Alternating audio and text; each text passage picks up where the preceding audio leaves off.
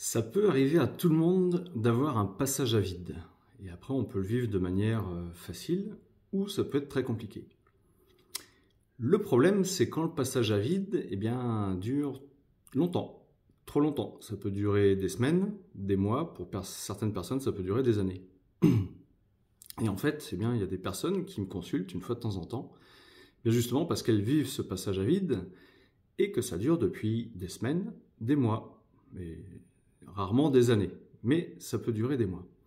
Et en fait, ce qui se passe, c'est que je dirais, c'est comme si quelque part, on a tous une petite flamme là à l'intérieur de nous. Et cette flamme, en fait, en fonction de ce qu'on va faire, en fonction de ce qu'on va réaliser, cette flamme, soit on va l'attiser, soit au contraire, elle va rester comme une petite veilleuse là, tranquille, comme une flamme d'une petite bougie, et qui va jamais croître, qui va jamais vraiment briller à son plein potentiel. Et donc, quand les personnes me consultent et qu'elles ont cette flamme-là qui n'est pas éteinte, et qui est juste en stand-by, en fait, c'est d'aller chercher dans la séance qu'est-ce qui fait que cette flamme, justement, on n'arrive plus à l'attiser. Et alors, je vais vous donner 3 exemples de personnes qui m'ont consulté récemment par rapport à cette problématique-là.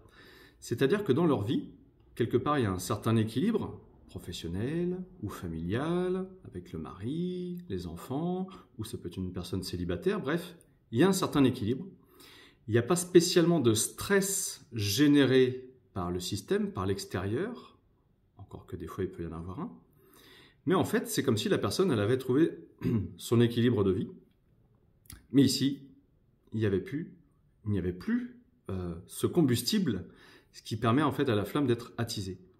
Je vais prendre l'exemple d'une personne qui me consulte et puis elle me dit je souhaite faire une reconversion professionnelle et puis en fait je me suis rendu compte que c'était pas trop ce qui me branchait. Et du coup, je suis complètement bloqué.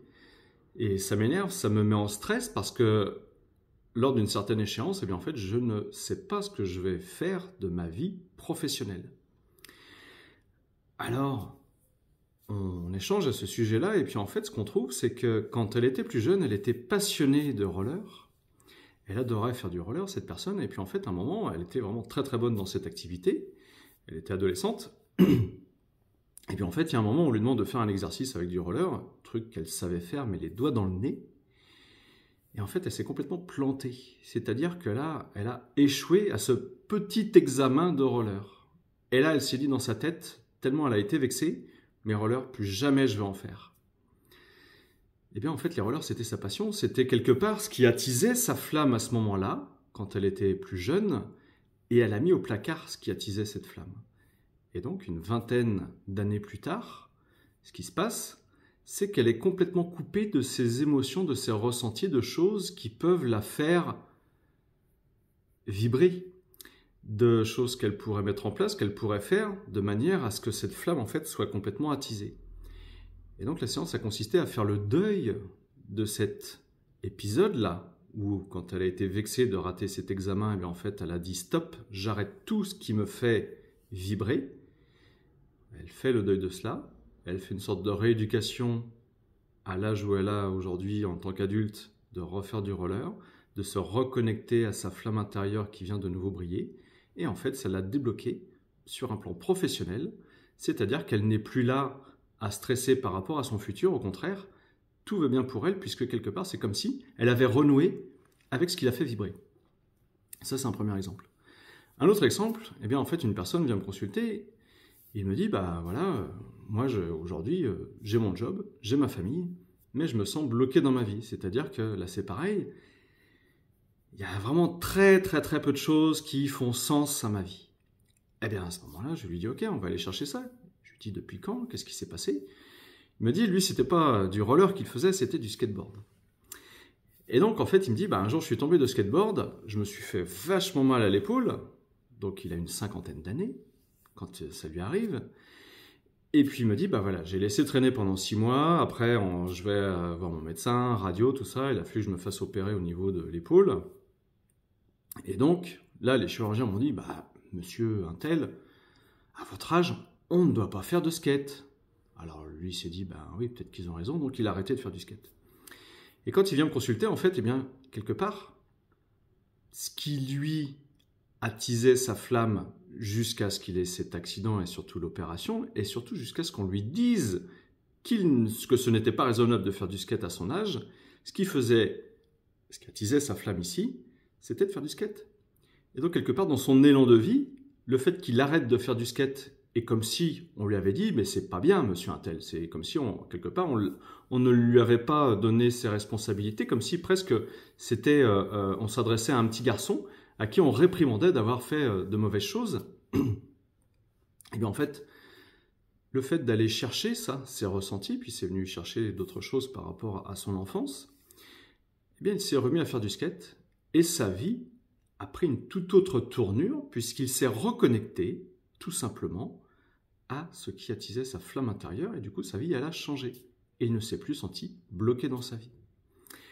Un autre exemple d'une personne qui là a quitté son job parce que ça ne lui plaisait pas, c'est une personne qui est avec beaucoup de diplômes, des diplômes très précis, qui a toujours travaillé dans sa vie, qui a une personne qui a une quarantaine d'années, et puis qui me dit, bah là aujourd'hui je me sens perdu dans ma vie, je ne sais pas quoi faire de moi.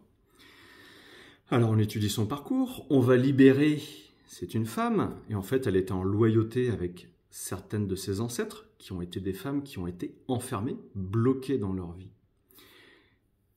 Et ce qui se passe, c'est qu'elle, en fait, eh bien, quelque part, elle n'a jamais eu des métiers passion. Ce sont son cursus professionnel et son cursus scolaire correspond à ce que la société désire de nous, souhaite de nous, c'est-à-dire apprends des choses, ne fais pas forcément les choses qui te plaisent, encore que elle, c'était son cas, puisqu'il y a une partie de ses diplômes qui lui ont plu, mais correspond à ce qu'on attend de toi, à ce que la société attend de toi pour trouver un bon métier, pour bien gagner de l'argent, pour pouvoir bien gagner ta vie, etc., etc. Sauf qu'elle a quitté tout ça parce qu'elle ne s'y retrouvait plus. Et donc, quelque part, elle s'est retrouvée face à un mur. Je ne sais pas quoi faire de ma vie. Eh bien, en allant libérer ses mémoires de ses ancêtres, puis en la faisant se reconnecter à... Je lui demande, est-ce qu'il n'y a pas quelque chose qui ferait que tu pourrais cultiver ta créativité, ton inventivité? Alors, je lui cite des exemples sur un plan artistique. Ça peut être des travaux manuels, ça peut être de la sculpture, ça peut être de la gravure, ça peut être de la peinture, ça peut être de l'écriture, ça peut être du modelage. Bref, tout un tas de choses qui peuvent permettre à la créativité de s'exprimer. Et elle me dit, moi ce que j'adore faire, c'est décorer, rénover des objets. Et elle me dit, je l'ai déjà fait, sauf que là, depuis un certain temps, je ne le fais plus. Eh bien, peut-être que, je lui soumets ce projet-là, crée-toi ton petit atelier chez toi, rénove des objets, rénove des meubles, et puis tu vas voir que tu vas te connecter à ce qui vient attiser la flamme là. Et peut-être qu'en fait aujourd'hui, ton expérience professionnelle va carrément évoluer, changer. Peut-être qu'il est temps pour toi de faire une reconversion professionnelle. Et je pense que pour toi, c'est non pas de faire un métier comme on t'a dit de faire, mais d'avoir un métier passion. C'est-à-dire que toi, tu aimes dans l'action, tu aimes le beau, tu aimes embellir les objets, leur donner une deuxième vie, faire une renaissance, eh bien peut-être que tu pourrais faire une reconversion professionnelle en te formant, tout simplement soit dans des métiers de tapissier, dans des métiers d'ébénisterie ou tout autre métier en fait qui permet justement d'embellir des objets ou des pièces, certains univers. Et donc là, quelque part, cette personne-là, elle va mettre en place à son niveau en fait cette façon qu'elle a de renouer avec elle-même et d'attiser la flamme, et du coup ça va forcément s'éclairer dans sa vie, c'est-à-dire que ça va lui permettre de comprendre qu'en fait, oui, c'est ça que j'aime faire, c'est ça que je veux faire, c'est ça qui me nourrit à l'intérieur, et donc d'avoir une expérience, de vivre des expériences professionnelles, mais du coup, certainement de faire une reconversion professionnelle où elle va être connectée à elle-même et à ce qu'elle aime faire. Donc voilà, on peut avoir des états d'âme qui sont plutôt bas pendant quelques jours, quelques semaines, quelques mois, mais pour s'en sortir, pour moi, c'est très souvent indispensable d'être accompagné, tout simplement parce que la personne qui va vous accompagner va avoir un regard extérieur par rapport à votre vie, peut aller déprogrammer des blocages inconscients qui font que vous êtes enfermé dans vos pensées qui font que quelque part je n'arrive pas à sortir de ce schéma de ma vie où je me sens bloqué. Et puis, en même temps qu'on va libérer des blocages émotionnels, c'est tout simplement d'amener la personne à se reconnecter à qui elle est, fondamentalement, de se reconnecter à sa nature et vraiment de pouvoir vivre pleinement sa vie en étant libéré de tous les conditionnements qui peuvent l'empêcher de vivre sa vie. Et donc, les constellations familiales et systémiques, ça sert aussi à ça. Ça peut permettre de résoudre ou en tout cas d'améliorer certains états de santé, en complément évidemment de la médecine allopathique.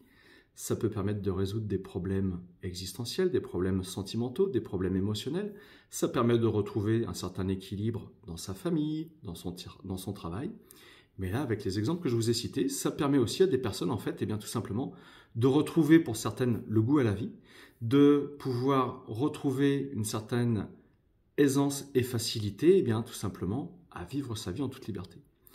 Et donc, c'est pour ça que je propose, début 2024, en fait, sur 6 jours, eh bien, de se former pour les personnes qui sont déjà accompagnantes, qui sont déjà praticiennes, pour les personnes qui sont déjà thérapeutes, en fait, qui voudraient ajouter cet outil thérapeutique à leur pratique, ou bien qui voudraient en faire leur outil principal.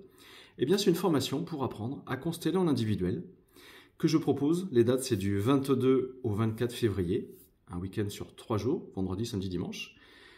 Et puis le week-end qui suit, c'est du 29 au 31 février. Voilà, 6 jours pour apprendre à se connecter au champ d'information de la personne, d'aller voir quelles sont les distorsions, de ressentir en fait qu'est-ce qui empêche la personne d'avancer dans sa vie, qu'est-ce qui empêche la personne d'accéder à une parfaite guérison, qu'est-ce qui empêche la personne en fait bien, de sortir de ses colères, de sortir de ses stress, de sortir de ses deuils non faits. Les deuils non faits, c'est pareil, c'est une très grosse problématique qui empêche les gens d'évoluer, tout comme la notion de jumeau perdu, d'aller se connecter à ce jumeau perdu, d'aller se connecter en fait à des ancêtres, et puis même au-delà, à des lieux, etc., pour permettre en fait bien, à vos clients, aux personnes qui viennent vous consulter, bien, en fait, d'accéder à plus de liberté et de répondre entièrement à leurs questions. Les inscriptions se font par mail, contact gp44@gmail.com. Vous avez toutes les informations concernant la formation sur mon site www.boostezvous.fr et puis si vous avez des questions, bien n'hésitez pas à me les poser via internet par mail. À très bientôt.